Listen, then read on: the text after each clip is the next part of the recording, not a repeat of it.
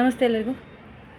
ನಿನ್ನೆ ಈ ಸಮಯದಲ್ಲಿ ಒಂದು ಗುಡುಗಿನ ವಾತಾವರಣ, ಆ ಗುಡುಗು ಬಂದ ಮೇಲೆ, ಗುಡುಗು ಮಿಂಚು ಬಂದ ಮೇಲೆ ಒಂದು ಮಳೆ ಬಂದು ತಂಪಾದ ವಾತಾವರಣ. ಇವತ್ತು ಬೆಂಗಳೂರಿನಲ್ಲೂ ಹಾಗೆ ಸಂಜೆ ಆಗುವಾಗ ತುಂಬ ಮಳೆ ಬಂತು. ಈಗ ಸ್ವಲ್ಪ ಕೂಲಾಗಿದೆ. ನನ್ನ ಪರಿಸ್ಥಿತಿನೂ ಅಷ್ಟೇ. ನಿಮ್ಗೆ ಗೊತ್ತಿರ್ಬೋದು, ನಿನ್ನೆ ನಾನೊಂದು ಲೆವೆಲ್ ಆಫ್ ಕಂಟ್ರೋಲ್ ತಪ್ಪೋಗಿದೆ. ನಾನು ರಾತ್ರಿ 12 ಗಂಟೆಗೆ ಒಂದು ಲೈವ್ ವಿಡಿಯೋ ಮಾಡಿದ್ದೆ.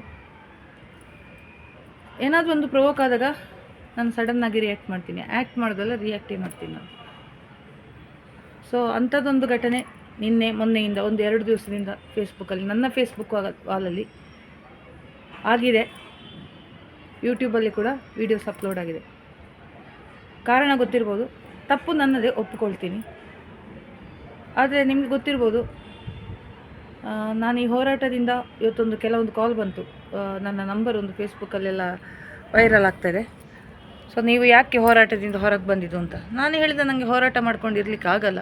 ನನಗೆ ಯಾರು ನೀವು ಕೇಳೋಕ್ಕೆ, ಸ್ವಲ್ಪ ರ್ಯಾಶಾಗಿ ಮಾತಾಡಿದೆ ನಾನು. ದಯವಿಟ್ಟು ಆ ವಿಷಯವನ್ನು ಇನ್ನೂ ಮಾತಾಡುವ ಅಗತ್ಯ ಇಲ್ಲ.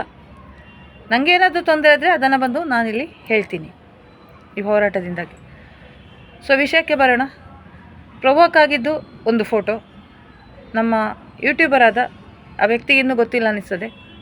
ಜನತಾ ಏಜೆಂಟ್ ಅವರು ನಮ್ಮ ಲಾಯರ್ ಜೊತೆ ತೊಗೊಂಡ ಒಂದು ಫೋಟೋ ಜನತಾ ಏಜೆಂಟ್ನವ್ರು ಹಾಕಿದರು. ಅದನ್ನು ನೋಡಿ ಆ ಫೋಟೋವನ್ನು ತೆಗೆದು ನಾನೊಂದು ಪೋಸ್ಟ್ ಹಾಕಿದೆ. ಅಲ್ಲಿಂದ ಸ್ಟಾರ್ಟ್ ಆಗಿದ್ದು. 2ನೇ ಘಟನೆ ಸ್ಟಾರ್ಟ್ ಮಾಡಿದ್ದು ನಾನೇ. ಆದರೆ ನನ್ನ ಸ್ವಭಾವದ ಪ್ರಕಾರ ನಿಮಗೆ ಹೇಳ್ತೀನಿ ನಾನು. ಯಾರಾದರೂ ಒಬ್ಬ ವ್ಯಕ್ತಿ ನನಗೆ ಏನಾದರೂ ಅನ್ಯಾಯ ಮಾಡಿದ್ದಾನೆ ಅಂತ ಹೇಳಿದ್ರೆ, ಅವನನ್ನು ಮತ್ತೆ ಮತ್ತೆ ಕಾಣುವಾಗ ನನಗೆ ಅದು ನೆನಪುಗಳು ರಿಕವರ್ ಆಗ್ತಾ ಇರುತ್ತೆ. ಅದರಲ್ಲಿ ಒಬ್ಬ ಯೂಟ್ಯೂಬರ್ ಜನತಾ ಏಜೆಂಟು. ಈ ಹಿಂದೆ ನಮ್ಮ ನಡುವೊಳಗೆ ಒಂದು ಸ್ವಲ್ಪ ಸಮಸ್ಯೆ ಆದಾಗ, ನಮ್ಮ ಫ್ಯಾಮಿಲಿಯೊಳಗೆ, ನಮ್ಮ ಸೌಜನ್ಯ ಹೋರಾಟಗಾರ ಒಳಗಡೆ ಒಂದು ಪ್ರಶಾಂತ್ ನಡುವೆ ಒಂದು ಸಮಸ್ಯೆ ಆದಾಗ, ಆ ವಿಚಾರ ವಾಟ್ಸಪ್ಪಲ್ಲಿದ್ದ ವಿಚಾರವನ್ನು ಯೂಟ್ಯೂಬಲ್ಲಿ ಹರಿಯಬಿಟ್ಟಿದ್ದು ಕೆಲವು ಯೂಟ್ಯೂಬರ್ಸು. ಒಂದು trend setter Kannada, south India news, ಮತ್ತೊಂದು ಈ ಜನತಾ ಏಜೆಂಟ್. ಹಾಗೆಯೇ ನಮ್ಮ ದಿನೇಶ್ ಗಾಣಿಗರ ಒಂದು ನನ್ನ ಬಗ್ಗೆ ಆಡಿದ ಕೆಟ್ಟ ಒಂದು ವಿಡಿಯೋ ಕೂಡ ಇವರು ಪ್ಲೇ ಮಾಡಿದ್ದಾರೆ. ಆ್ಯಕ್ಚುಲಿ ನನ್ನ ಎಲ್ಲ ಯೂಟ್ಯೂಬರ್ಸ್ಗೆ ರಿಕ್ವೆಸ್ಟ್ ಮಾಡಿದೆ, ದಯವಿಟ್ಟು ವೆಯ್ಟ್ ಮಾಡಿ. ಫೆಬ್ರವರಿ 5ಕ್ಕೆ ನಮ್ಮ ನಡುವೊಳಗೆ ಆದ ಒಂದು ಮಿಸ್ಅಂಡರ್ಸ್ಟ್ಯಾಂಡಿಂಗ್, ಅದಕ್ಕೊಂದು ಕ್ಲಾರಿಫಿಕೇಷನು ನಮ್ಮ ಹೋರಾಟಗಾರ್ತಿಯಾದ ಪ್ರಸನ್ನಕ್ಕ ಮುಂದೆ ಬಂದು ಕ್ಲಾರಿಫಿಕೇಷನ್ ಕೊಡ್ತಾರೆ. ಅಲ್ಲಿವರೆಗೆ ಯಾವುದೇ ಒಂದು ವಿಡಿಯೋವನ್ನು ಆಡಿಯೋವನ್ನು ವೈರಲ್ ಮಾಡಬೇಡಿ ಅಂತ ಹೇಳಿದ್ರು. ಏನೋ ಒಂದು ವಾಯ್ಸ್ ರೆಕಾರ್ಡಿಂಗನ್ನು, ಕೆಲವೊಂದು ವಿಚಾರಗಳನ್ನು ಆಲ್ರೆಡಿ ಇವರು ಯೂಟ್ಯೂಬ್ಗೆ ಹರಿಯಬಿಟ್ಟು, ಅದು ನಮ್ಮ ಅಪೋಸಿಟ್ ಪಾರ್ಟಿ ಅಂದರೆ ಆವಾಗ ಈ ಸೌಜನ್ಯ ಹೋರಾಟಗಾರ ವಿರುದ್ಧ ಇದ್ದ ಪಾರ್ಟಿಗೆ ಒಂದು ಆಹಾರವಾಗಿ ಅದೊಂದು ದೊಡ್ಡ ವಿಷಯನೇ ಆಯಿತು. ಬಿಡಿ, ಆಗೋದಿಲ್ಲ ಒಳ್ಳೆಯದಕ್ಕೆ ನಾನು ಹೋರಾಟದಿಂದ ಹೊರಗೆ ಬಂದೆ. ಮತ್ತು ನಿಮ್ಗೆ ಗೊತ್ತಿರೋದು, ನಿರಂತರ ನನ್ನ ಮೇಲೆ ಟಾರ್ಗೆಟ್ ಆಯಿತು. ನಾನು ಬಿಟ್ಟು ಕೊಟ್ಟಿಲ್ಲ. ಒಂದು ದೊಡ್ಡ ಫೇಸ್ಬುಕ್ಕಲ್ಲಿ ಫೇಸ್ಬುಕ್ಕಲ್ಲಿ ಇರಲಿಲ್ಲ, ನಾನು ಯೂಟ್ಯೂಬಲ್ಲೇ ಇದ್ದೆ. ನೆಕ್ಸ್ಟ್ ನನಗೆ ನನ್ನ ಈ ಸೌಜನ್ಯ ಹೋರಾಟಗಾರರ ದಿನೇಶ್ ಗಾಣಿಗರ ಕಡೆಯಿಂದ ನನಗೊಂದು FIR ಆದಾಗ, ಆ ಕಾಪಿಯನ್ನು ಶೈಲಜಾ ಅಮರ್ನಾಥ್ ಹಂಚಿದುಕೊಂಡಿದ್ದಕ್ಕೆ ಅದಕ್ಕೆ ಬಂದ ಕಮೆಂಟಿಗೆ ರಿಪ್ಲೈ ಕೊಡೋಕ್ಕೆ ಅಂತಲೇ ನಾನು ಹೊಸ ಫೇಸ್ಬುಕ್ ಅಕೌಂಟ್ ಮಾಡಿದ ಒಂದು 10 ದಿವಸದಲ್ಲೇ ನನಗೆ 2,500 ಫಾಲೋವರ್ಸ್ ಆಗಿದ್ದಾರೆ ಕಾಂಟ್ರವರ್ಸಿಯಿಂದಾಗಿ. ಆ ವಿಚಾರ ಬೆಳೀತಾ ಹೋಯಿತು. ಮತ್ತು ರವಿ ನಿಟ್ಟೆ ಅವರ ಒಂದು ಫೋಟೋ ಅವರೇ ಕಳಿಸಿದ್ರು ನನಗೆ. ರವಿ ನಿಟ್ಟೆ, ಪ್ರಶಾಂತ್ ಮತ್ತು ಶೈಲಜಾ ಅಮರ್ನಾಥ್ ಇರೋ ಫೋಟೋ. ವಾಸ್ತವ ಹೇಳ್ತಾ ಇದ್ದೀನಿ, ಇದನ್ನು ನೋಡಿ ಇನ್ನೂ ಹುರ್ಕೊ ಅಂತ ಹೇಳಿದರು. ಆಗ ದೇವಸ್ಥಾನದಲ್ಲಿದ್ದೆ ನಾನು. ಆ್ಯಕ್ಚುಲಿ ನನಗೆ ಸಿಟ್ಟು ಬಂದಿದ್ದು ರವಿ ನಿಟ್ಟೆ ಅವರ ಮೇಲೆ. ಹಲವಾರು ಬಾರಿ ನನ್ನ ಪ್ರಶಾಂತದ ಕಾಂಟ್ಯಾಕ್ಟ್ ಇದೆ, ಶೈಲಜಾ ಅಮರ್ನಾಥ್ ಯಾರು ಹೇಳಿದ್ರು ನನಗೆ ಗೊತ್ತೇ ಇಲ್ಲ ಅಂದರು. 1 ತಿಂಗಳ ಹಿಂದೆ ಅಷ್ಟೇ ಅವರಿಬ್ಬರು ಭೇಟಿಯಾಗಿ ಬಂದಿದ್ದಾರೆ. They 3 are in contact. Shailaja ಹೇಳ್ತಾರೆ, ನನಗೆ ಅವರೇನು ಅಷ್ಟು ಪರಿಚಯ ಇಲ್ಲ, ಒಮ್ಮೆ ಬಂದು ಹೋಗಿದ್ರಷ್ಟೇ. ನಾನು ಪ್ರಶಾಂತ್ ಜೊತೆ ಹೆಚ್ಚು ಮಾತಾಡಿದ್ರು ಆ ಪಾಡ್ಕಾಸ್ಟ್ ವಿಷಯದ ಬಗ್ಗೆ ಮಾತ್ರ ಅಂತ. ಬಟ್ ಅವರು ಪಾಡ್ಕಾಸ್ಟ್ ಮಾಡಿದ ಟೈಮ್ ಮತ್ತು ನನ್ನ ಇಶ್ಯೂಸ್ ಆದ ಟೈಮು ಒಂದೇ ಇತ್ತು. ಅವರ ಟ್ರೈಲರ್ ಬಿಡುಗಡೆ ಆದ ಕೂಡಲೇ ನಾನು ಕುಂದಾಪುರಕ್ಕೆ ಹೋಗಿ, ಬ್ರಹ್ಮಾವರಕ್ಕೆ ಹೋಗಿ ಅವರಿಗೆ ಕೇಳಿದೆ, ನನ್ನ ಬಗ್ಗೆ ನೀವು ಏನು ಮಾತಾಡಿದ್ದೀರಿ, ನಿಮ್ಮ ಬಗ್ಗೆ ಏನೂ ಮಾತಾಡಿಲ್ಲ ಅಂದರು. ನಿನ್ನೆ ಆ ಫೋಟೋದಿಂದ ನಾನು ಪ್ರವೋಕ್ ಆಗಿ ಹಲವಾರು ಅವರು ಹಾಕಿದ ಒಂದು ಚಾಲೆಂಜ್, ನೀನು ಒಂದೇ ಅಪ್ಪನೇ ಹುಟ್ಟಿದೆ, ಒಂದೇ ಒಂದು ಫೋಟೋ ಹಾಕಿ ನೋಡು ಅಂತ, ಒಂದಲ್ಲ 10 ಫೋಟೋ ಹಾಕಿ ಬೇಕಾಬಟ್ಟಿ ಬರೆದು ನಾನು ಫೇಸ್ಬುಕ್ಕಲ್ಲಿ ಹಾಕಿದೆ. Actually I spoiled my entire day yesterday. ನನಗೆ ತುಂಬ ಕೆಲಸ ಇತ್ತು ಮಾಡೋಕ್ಕೆ. ಅದೆಲ್ಲ ಕೆಲಸವನ್ನು ಬದಿಗಿಟ್ಟು ನಾನು ಫೇಸ್ಬುಕ್ ಹಿಂದೆ ಹೋದೆ.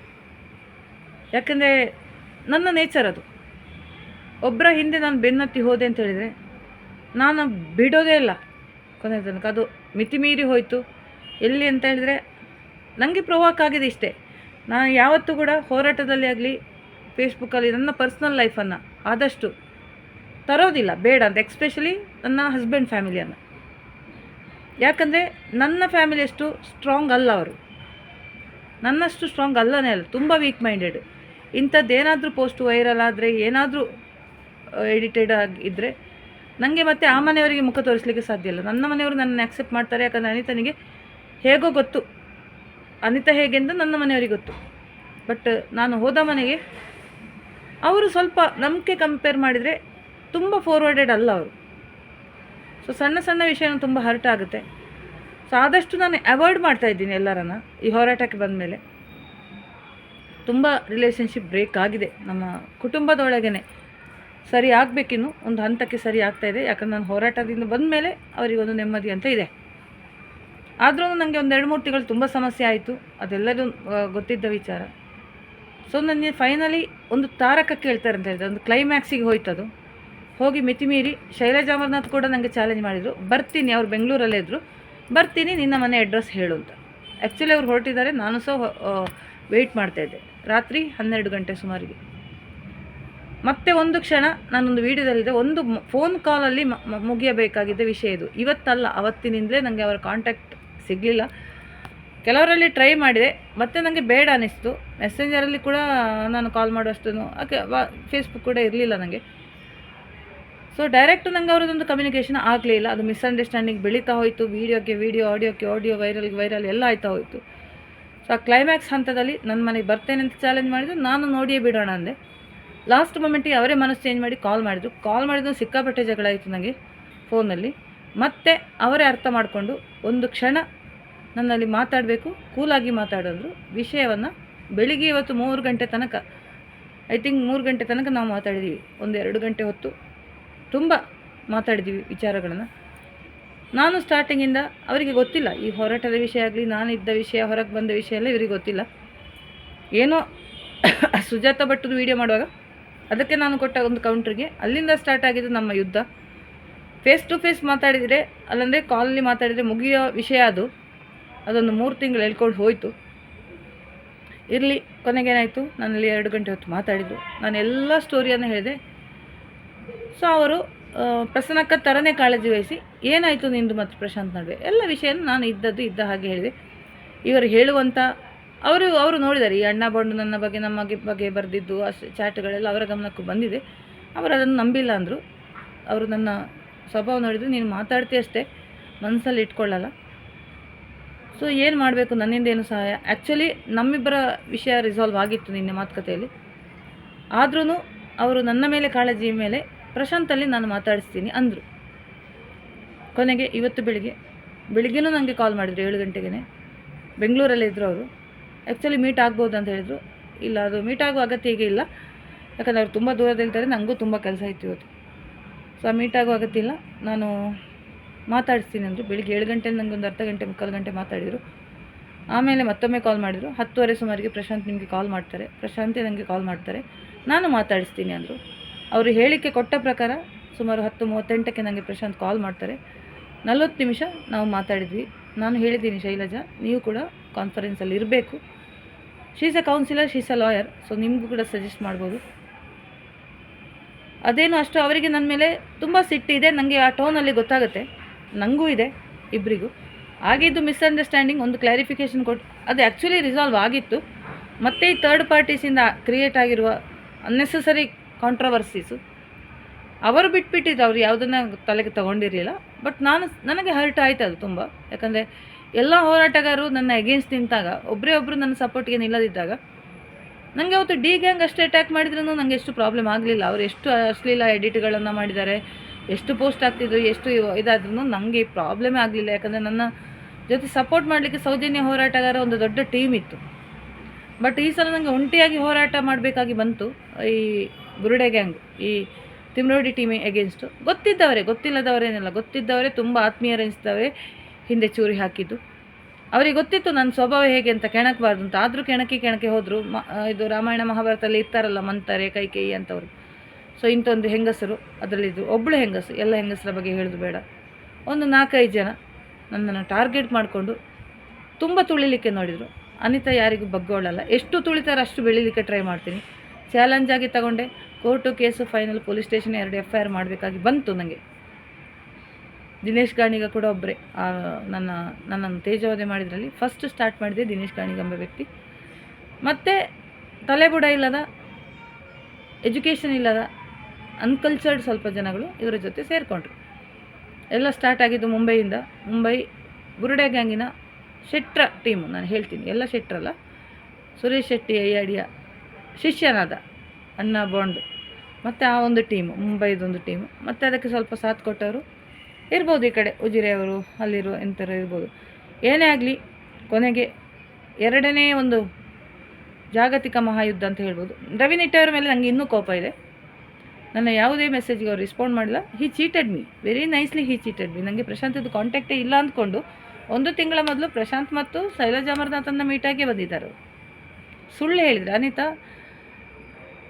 ನಾನು ಹೇಗೆಂದರೆ ಸತ್ಯ ನ್ಯಾಯ ಧರ್ಮ ಇದು ನಂದು, ಎಷ್ಟು ಪಾಲಿಸ್ತೇನೆ ಗೊತ್ತಿಲ್ಲ, ಅಂತೂ ಸುಳ್ಳು ಹೇಳಿದರೆ ನನಗೆ ಖಂಡಿತ ಆಗಲ್ಲ, ಅನ್ಯಾಯ ಆದ್ರೂ ತಡೆಯಲ್ಲ. ಧರ್ಮ ನನ್ನ ಆತ್ಮಸಾಕ್ಷಿಗೆ ನಾನು ಪಾಲಿಸಿದ್ದೀನಿ. ಕೆಲವರನ್ನು, ತುಂಬ ಜನನ ನಾನು ತುಂಬ ಹರ್ಟ್ ಮಾಡಿದ್ದೀನಿ. ಇದು ಇವತ್ತು ಅಂತಲ್ಲ, ನನಗೆ ಮೊದಲೇ ಚಿಕ್ಕಂದ್ರೆ ಎಷ್ಟೋ ರಿಲೇಷನ್ಶಿಪ್ ನಾನು ಪ್ರಶಾಂತ್ ಅವ್ರ ಇಂಟರ್ವ್ಯೂಯಲ್ಲಿ ಹೇಳಿದೆ, ನಿಮಗೆ ಯಾಕೆ ಇಷ್ಟು ಸಿಟ್ಟು ದ್ವೇಷ, ಕೊನೆಗೆ ಅದಕ್ಕೆ ಬಲಿಪಶು ಆಗಿದ್ದು ಪ್ರಶಾಂತೆ. ಬಹಳಷ್ಟು ರಿಲೇಷನ್ಶಿಪ್ಪನ್ನು ನಾನು ಕಳ್ಕೊಂಡಿದ್ದೀನಿ. ಅದರಲ್ಲಿ ಒಬ್ಬ ವ್ಯಕ್ತಿಯನ್ನು ನಾನು ಕಳ್ಕೊಂಡಿದ್ದು ಈ ಹೋರಾಟದಲ್ಲಿ, ನನ್ನ ಸಿಟ್ಟಿನಿಂದಾಗಿ ಪ್ರಶಾಂತ್ ಅವರನ್ನು. ಅಂತ ಇಂಥ ಒಂದು ಮಾತುಕತೆ ಒಳ್ಳೆಯ ರೀತಿಯಲ್ಲಿ ಮುಕ್ತಾಯ ಆಯಿತು. ಶೈಲಜಾ ಅವರಿದ್ದರು, ಇಬ್ಬರು ಅವರವರ ಸಮಸ್ಯೆಗಳನ್ನು ಹೇಳ್ಕೊಂಡ್ರು. ಅವರಿಗೆ ನನ್ನಿಂದಾಗಿ ತುಂಬ ತೊಂದರೆ ಆಗಿದೆ, ಯಾಕಂದರೆ ಅವರಿಗೆ ಅವರದ್ದೇ ಆದ ಒಂದು ಸೋಷಲ್ ಇಮೇಜು, ಸ್ಟ್ಯಾಟಸ್ಸು ಆ ಊರಲ್ಲಿತ್ತು. ನಾನು ಊರಿಗೆ ಹೋಗಿ ಗಲಾಟೆ ಮಾಡಿದ್ದು, ವಿಚಾರ ಕೇಳಿದ್ದು ಏನಿಲ್ಲ, ಸಿಂಪಲ್. ಅವರ ಹಠ ಸ್ವಲ್ಪ ಬಿಟ್ಟಿದ್ದರೆ ಸರಿ ಆಗ್ತಿತ್ತು. ನಾನು ಸಾರಿ ಕೇಳಿದ ಮೇಲೂ ಅವರು ನನ್ನಲ್ಲಿ ಮಾತಾಡಲಿಕ್ಕೆ ರೆಡಿ ಇರಲಿಲ್ಲ. ನನ್ನಿಂದಲೂ ಹರ್ಟ್ ಆಗಿದೆ. ಅವರು ಕೆಲವು ಹೋರಾಟಗಾರರಿಗೆ ಸಣ್ಣ ಪುಟ್ಟ ವಿಚಾರಗಳನ್ನು ಹೇಳಿದ್ದಾರೆ, ಇವರು ಅದನ್ನು ದೊಡ್ಡದು ಮಾಡಿ ಫೇಸ್ಬುಕ್ಕಲ್ಲಿ ಇದರಲ್ಲಿ ನನ್ನನ್ನು ಕೆಣಕಲಿಕ್ಕೆ ಬಂದಿದ್ದಾರೆ. ನನಗೆ ಥರ್ಡ್ ಪಾರ್ಟೀಸ್ ಎಕ್ಸ್ಪ್ಲನೇಷನು ಅವರ ಇದು ಇನ್ನು ಅಂಟಿಲ್ ಇವತ್ತು ನನಗೆ ಕ್ಲಾರಿಫೈ ಫೈನಲ್ ಆಯಿತು. 40 ನಿಮಿಷ ಸುಮಾರು ನಾನು ಮತ್ತು ಪ್ರಶಾಂತ್ ಮಾತಾಡಿದ್ವಿ. ಆ ಎಲ್ಲ ವಿಚಾರಗಳನ್ನು ಬಗೆಹರಿಸ್ಕೊಂಡಿವಿ. ನನಗೆ ಒಳ್ಳೆಯದೇ ಹಾರೈಸಿದ್ದು, ಅವರಿಗೂ ಒಳ್ಳೆಯದಾಗಲಿ ಅಂತ ನಾನು ಹಾರೈಸಿದೆ. ನೀವು ಅಂದುಕೊಳ್ಳೋ ಪ್ರಕಾರ ನಮ್ಮ ನಡುವೆ ಯಾವುದೇ ಸಂಬಂಧಗಳು ಇಲ್ಲ, ಅದು ನಾನು ಈ ಮೂಲಕ ಕ್ಲಾರಿಫೈ ಕೊಡ್ತೀನಿ. ಇನ್ನೂ ನಿಮ್ಮ ದೃಷ್ಟಿಕೋನದಿಂದ ನೋಡಿ, as A good friend, as A good ಒಬ್ಬ ಹಿತೈಷಿಯಾಗಿ, ನನ್ನೊಬ್ಬ ವೆಲ್ ವಿಷರಾಗಿ, ನನ್ನೊಬ್ಬ ಗುರುವಾಗಿ ಕ್ಲೋಸ್ಲಿ ನಾವು ಕಾಂಟ್ಯಾಕ್ಟ್ ಆಗಿದ್ದು ತುಂಬ 1.5 ತಿಂಗಳ 2 ತಿಂಗಳ ಕಾಲಾವಕಾಶ. ಬಟ್ ಅದರಲ್ಲಿ ಬಹಳಷ್ಟು ನಾನು ವಿಚಾರಗಳನ್ನು ಅವರಿಂದ ತಿಳ್ಕೊಂಡೆ. ಸೊ ಆಲ್ ಆಫ್ ಸಡನ್ ಅವರು ನನ್ನಿಂದ ಹಿಂದೆ ಸರಿದಾಗ, ಅವರ ಪರ್ಸ್ನಲ್ ರೀಸನ್, ಅವರಿಗಾದ ಒಂದು ಹೆಲ್ತ್ ಇಶ್ಯೂಸು, ನಾನು ಸ್ವಲ್ಪ ಗಡಿಬಿಡಿ ಮಾಡಿ ಮಾತಾಡಿದ ಕೆಲವು ವಿಚಾರಗಳು ಸರಿದಾಗ, ಎಟ್ ಎ ಟೈಮ್ ಅದಕ್ಕೆಲ್ಲರೂ ನನಗೆ ಬೇರೆ ಬೇರೆ ಅರ್ಥ ಕಲ್ಪಿಸಿದಾಗ ಒಂದು ಸಿಚುವೇಷನಲ್ಲಿ ನನಗೆ ಅದನ್ನು ಫೇಸ್ ಮಾಡಲಿಕ್ಕಾಗಿಲ್ಲ. ಆ ಬೇಸರ, ನನ್ನ ಮನಸ್ಸಿನೊಳಗಿದ್ದ ಬೇಸರ ಅದೊಂದು ಆಕ್ರೋಶವಾಗಿ ವ್ಯಕ್ತವಾಯಿತು. ನಾನು ತಾಳ್ಮೆ ತಪ್ಪಿದರೆ ನನ್ನ ಕಂಟ್ರೋಲ್ ನನ್ನ ಕೈಲಿರಲ್ಲ. ನಾನು ಏನು ಮಾಡ್ತೀನಿ ಅಂತ ನನಗೆ ಗೊತ್ತಾಗಲ್ಲ. ನನ್ನ ಮನೆಯವರಿಗೆ, ನನ್ನ ಫ್ಯಾಮಿಲಿಗೆ ಚೆನ್ನಾಗಿ ಗೊತ್ತು. ಆದಷ್ಟು ನನ್ನನ್ನು ಕೆಣಕದಿರಲಿಕ್ಕೆ ನೋಡ್ತಾರೆ, ಎಲ್ಲರೂ ಪ್ರೀತಿಯಿಂದಲೇ ಮಾತಾಡಿಸ್ತಾರೆ. ಸೊ ಅದೊಂದು ಅತಿರೇಕ ಇದಕ್ಕೆ ಹೋಯಿತು. ಅದು ಅವರ ಮೌನವೇ ಅದಕ್ಕೆ ಕಾರಣ ಅಂತ ಹೇಳ್ತೀನಿ. ಎಲ್ಲ ವಿಷಯಗಳು ಅಷ್ಟೇ ಜನರಲ್ ಆಗಿ ಒಂದು ಮಾತಿನಲ್ಲಿ ಬಗೆಹರಿಯುವ ಸಮಸ್ಯೆಗಳಿದು. 3ನೇವರು ಇಂಟರ್ಫಿಯರ್ ಆದ್ರೇ ಸಮಸ್ಯೆ ಆಗಿರೋದು. ಏನಿರಲಿ, ಅದಕ್ಕೊಂದು ಅಂತ್ಯ ಆಗಿದೆ. ಇನ್ನು ನಾನು ಅಫಿಷಿಯಲಿ ಈ ಮೂಲಕ ಕ್ಲಾರಿಫಿಕೇಷನ್ ಕೊಡ್ತೀನಿ. ನಾನು ಆದಷ್ಟು ತಪ್ಪಿ ಎಲ್ಲಿಯಾದರೂ ಬರ್ಬೋದು. ಸೌಜನ್ಯ ಹೋರಾಟಗಾರ ಇದು ನಾನು ಬಿಡೋದಿಲ್ಲ. ನಾನು ಬುರುಡೆ ಗ್ಯಾಂಗಿನ ವಿರುದ್ಧ ಹೋರಾಟ ನಂದು ಮುಂದುವರಿಯುತ್ತದೆ. ಬಟ್ ಪ್ರಶಾಂತ್ ಎಂಬ ವ್ಯಕ್ತಿಯ ಮ್ಯಾಟ್ರಲ್ಲಿ ನಾನು ಏನಾದರೂ ಮಾತಾಡಿದರೆ ನಾನು ಈ ಮೂಲಕ ಕ್ಷಮೆ ಕೇಳ್ತೀನಿ ಅವರಲ್ಲಿ. ಇವತ್ತು ಕೂಡ ಕೇಳಿದ್ದೀನಿ, ಅವತ್ತು ಕೂಡ ಕೇಳಿದ್ದೀನಿ. ಯಾಕಂದರೆ ಅಷ್ಟು ನೋವಿತ್ತು ನನ್ನ ಮನಸ್ಸಲ್ಲಿ. ಅದು ಹೊರಗೆ ಬಂದಿದ್ದು ಆಕ್ರೋಶವಾಗಿ. ತುಂಬ ಹರ್ಟ್ ಆಗಿದೆ. ಇಲ್ಲದ ಚಾಲೆಂಜನ್ಸನ್ನು ಹಾಕಿದ್ದಾನೆ. ಯಾವ ಗಂಡಸು ಸಹಿಸ್ಕೊಳ್ಳಲ್ಲ. ಅವರು ತುಂಬ ತಾಳ್ಮೆಯಿಂದ, ಮೇ ಬಿ ಅವರು ನನ್ನ ವೀಡಿಯೋ ಕೇಳಿರಲಿಕ್ಕಿಲ್ಲ, ಸಹಿಸ್ಕೊಂಡಿದ್ದಾರೆ. ಬೇರೆ ಯಾವುದೇ ಗಂಡಸಾದರೂ ಏನಾದರೂ ಮಾಡ್ತಿದ್ರು. ಅದಕ್ಕೆ ನಾನು ಅವರ ಕ್ಷಮೆಗೆ, ಅವ್ರಿಗೆ ಗೊತ್ತಿತ್ತು, ನನ್ನ ಕ್ಯಾರೆಕ್ಟರ್ ಗೊತ್ತಿತ್ತು. ನಾನು ಮೊದಲೇ ಹೇಳಿದ್ದೆ. ಅವರು ನನ್ನನ್ನು ತುಂಬ ಅರ್ಥ ಮಾಡಿಕೊಂಡವರು. ಸಣ್ಣ ಒಂದು ಟೈಮ್ನಲ್ಲಿ ಅವ್ರಿಗೆ ಗೊತ್ತಿತ್ತು ನನ್ನ ಸಿಟ್ಟು ಇದೆಲ್ಲ. 2 ಕಡೆನೂ ರಿಯಾಕ್ಟ್ ಆದ. ಅವರು ಹೇಳಿದ್ರು, ಇವತ್ತು ನನಗೂ ಚಾನಲ್ ಇತ್ತು, ನಿಮ್ಮ ಬಗ್ಗೆ ನನಗೆ ಮಾತಾಡ್ತಾ ಹೋಗ್ಬೋದಿತ್ತು. ಬಟ್ ಅವರು ಸೈಲೆಂಟ್ ಆದರು. ಅವರ ಮಗಳ ವಿಚಾರಕ್ಕೆ ನಾನು ನಿಜವಾಗ್ಲೂ ಹೇಳ್ತೀನಿ, ಇವತ್ತು ಕ್ಲಾರಿಫಿಕೇಷನ್ ಕೊಟ್ಟೆ. ಅವರನ್ನು ಮಗಳ ವಿಚಾರಕ್ಕೆ ನನಗೆ ಮಾತಾಡೋ ಉದ್ದೇಶ ಏನೂ ಇರಲಿಲ್ಲ. 3ನೇ ವ್ಯಕ್ತಿಗಳು ಏನು ಹೇಳಿದ್ರು ಅದನ್ನು ಎಲ್ಲ ಕೂಡ ನಾನು ಹೇಳಿದ್ದು ವಿಡಿಯೋದಲ್ಲಿ. ನನಗೆ ನಾನು ಅದನ್ನು ಸರಿಯೋ ತಪ್ಪು ಅಂತ ಇದು ಹೇಳಿಲ್ಲ. ಯಾರೇನಾದರೂ ಏನಾದರೂ ಹೇಳಿದರೆ ಅದನ್ನು ನನ್ನ ವಿಡಿಯೋದಲ್ಲಿ ಹೇಳಿಬಿಟ್ಟು ಅದು ತುಂಬ ಅವರಿಗೆ ಹರ್ಟ್ ಆಯಿತು. ಖಂಡಿತ ಪ್ರತಿ ಅಪ್ಪನಿಗೂ ಹರ್ಟ್ ಆಗುತ್ತೆ ಮಗಳ ಬಗ್ಗೆ ಹೇಳಿದರೆ. ಸೊ ಅದಕ್ಕೋಸ್ಕರ ಈ ಮೂಲಕ ನಾನು ಈ ವಿಡಿಯೋದಲ್ಲಿ ಅವರಿಗೆ ಪಬ್ಲಿಕ್ನಲ್ಲೇ ಸಾರಿ ಕೇಳ್ತೀನಿ. ಅವರಲ್ಲಿ ಪರ್ಸ್ನಲಿ ನಾನು ತುಂಬ ಸಲ ಕೇಳ್ತೀನಿ. ಅನಿತಾ ಯಾವತ್ತೂ ಸಾರಿ ಕೇಳುವ ವ್ಯಕ್ತಿ ಅಲ್ಲ, ಬಟ್ ನನಗೆ ಹರ್ಟ್ ಆಗಿದೆ ಅನಿಸಿತು. ಹಾಗೆಯೇ ಅವರಿಗೆ ಅಗತ್ಯ ಇಲ್ಲದಿದ್ರೂ ಇಷ್ಟೆಲ್ಲ ನಾವು ಜಗಳ ಮಾಡಿದ್ರು ಅವರು ಒಂದು ಮಾತು ಹೇಳಿದ್ರು, ಅನಿತಾ ನಿಮ್ಗೆ ಯಾವುದಾದ್ರೂ ಸಿಟ್ಟು ಬಂದರೆ ನನಗೆ ಮಾತಾಡಿ, ಫೋನ್ ಮಾಡಿ ನನಗೆ ಬೈಯಿರಿ. ಶೈಲಜಾ ಅವ್ರು ಹೇಳಿದರು. ಇಬ್ಬರ ಕಡೆಯಿಂದ ತಪ್ಪಾಗಿದೆ, ಇಬ್ಬರು ಕೌಂಟ್ರ್ ಕೊಡ್ತಾ ಹೋಗಿದ್ದೀವಿ. ಮಾತಾಡ್ದೆಲ್ಲ ಅವರು ನನ್ನ ಹೆಸರು ಬಳಸಿಲ್ಲ ಅಷ್ಟೇ, ಈ ಹಿಂದೆ ಕೆಲವಾರು ವೀಡಿಯೋಗಳನ್ನು ಮಾಡಿದ್ದಾರೆ. ಸೊ ಅದಕ್ಕೆ ಅಷ್ಟು ಅಭಿಮಾನಿಗಳು ಅವರ ಜೊತೆ ಸೇರಿದ್ದಾರೆ. ಇರಲಿ ಬಿಡಿ, ಎಲ್ಲ ಒಂದೊಂದು ಟೈಮ್ ಬರಬೇಕಂತಾರಲ್ಲ, ಕೆಲವೊಂದು ಗಳಿಗೆ ಬರಬೇಕು ಅಂತ, ಅಲ್ಲಿವರೆಗೆ ಅದು ಹೋಗುತ್ತೆ ಅಂತೊಂದು ಅವರೇ ಮುರ್ತುವಜ್ಜಿ ವಹಿಸ್ಕೊಂಡು ನಮ್ಮನ್ನು ಇಬ್ಬರನ್ನ ಮಾತಾಡಿಸಿ ಕೊನೆಗೆ ಇಬ್ಬರನ್ನ ಸಮಾಧಾನ ಮಾಡಿ ಏನಾದರೂ ಹೇಳಬೇಕಿತ್ತ ಇಬ್ಬರ ಮನಸ್ಸಲ್ಲಿ ಇದನ್ನು ಆಚೆ ಈಚೆ ಹೇಳಿಕೊಂಡು ಇನ್ನು ನಾನು ಈ ಮೂಲಕ ಸ್ಪಷ್ಟೀಕರಣ ಕೊಡ್ತೀನಿ.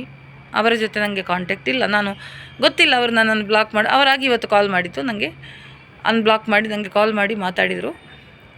ಮತ್ತು ನಾನೇನೂ ಕಂಟಿನ್ಯೂ ಮಾಡೋದಿಲ್ಲ. ನಾನು ಶೈಲಜಾ ಅವರಿಗೆ ಅಷ್ಟೇ ಹೇಳಿದೆ, ಶೈಲಜಾ ನಾನು ಯಾವ ರೀತಿಯ ರಿಲೇಷನ್ಶಿಪ್ಪು, ಒಂದು ಫ್ರೆಂಡ್ಶಿಪ್ ಆಗಲಿ ನಾನು ಅವರ ಜೊತೆ ಕಂಟಿನ್ಯೂ ಮಾಡೋದಿಲ್ಲ, ಮಾತಾಗಲಿ ಮೆಸೇಜ್ ಆಗಲಿ ಏನೂ ಇರಲ್ಲ.